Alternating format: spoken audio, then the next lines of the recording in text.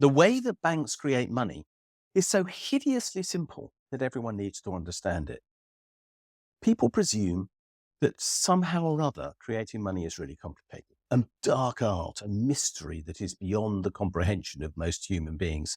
It isn't, because you take part in that process every time you ask for a loan, which includes every time you tap your credit card, I stress credit card, on a payment machine, because you are asking to increase your loan from the bank every time you do that.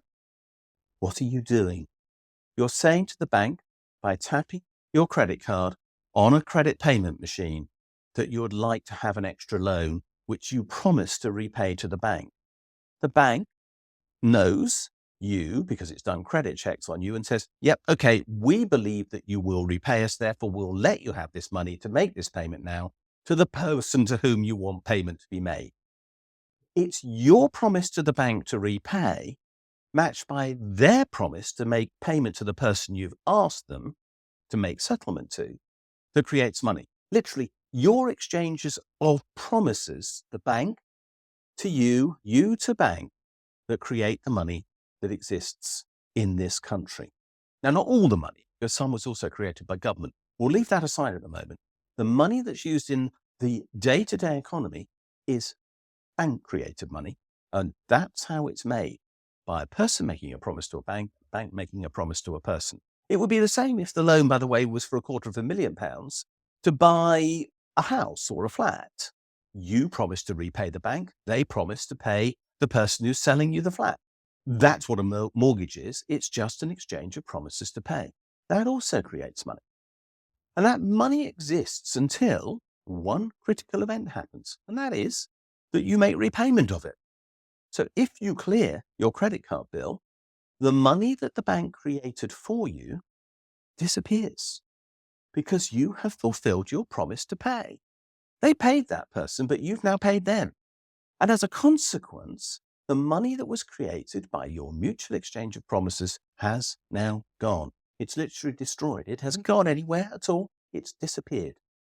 Therefore, the continual supply of new money into our economy is essential if we're going to have enough cash to make the economy go round. That's why credit is so common, because all our money is based upon this simple principle that all money is debt, the exchange of promises to pay. And that's why we have a debt-based economy.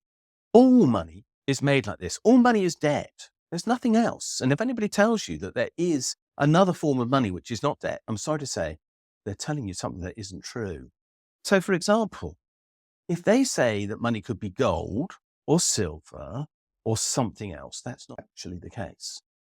Gold has no inherent worth as money. It does as rings and jewelry and everything else, but as money, it's just a symbol of a debt. It's security for the payment of the debt.